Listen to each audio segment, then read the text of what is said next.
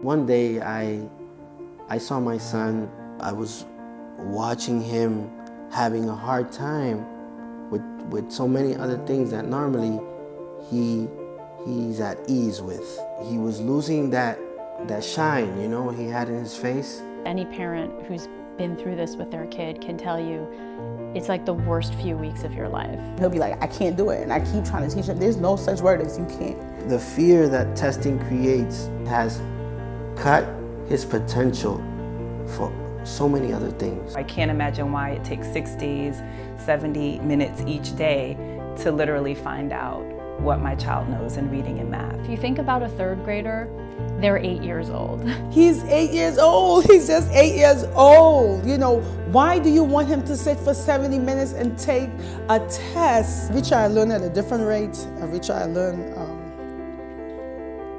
in different styles. The results don't come out until, you know, June. The student is already out of that grade. The idea that that's going to give you some meaningful information about who a kid is and that you're going to make these huge decisions based on that is crazy. It doesn't prove what they've learned. It doesn't prove what's needed to help the things where they're having weaknesses at.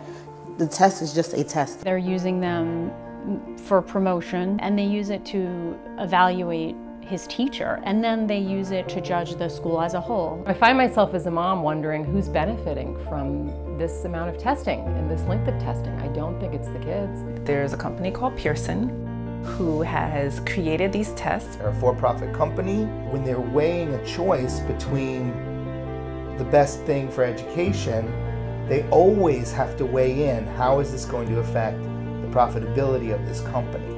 They've taken students and they've completely taught them how to write the same paragraph.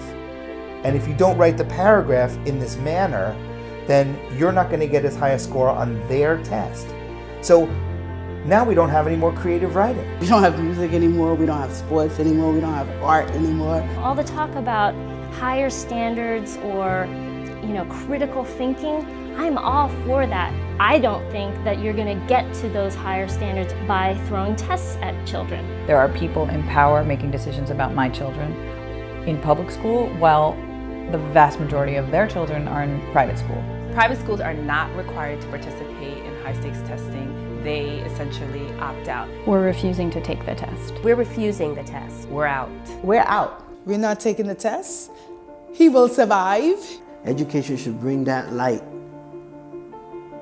to a child's face. We all come together. There's an enormous amount of power in that. I do think opting out does send a strong statement. The more of us there are, the more power we have. Parents are really the ones that are going to drive this forward. We can all opt out.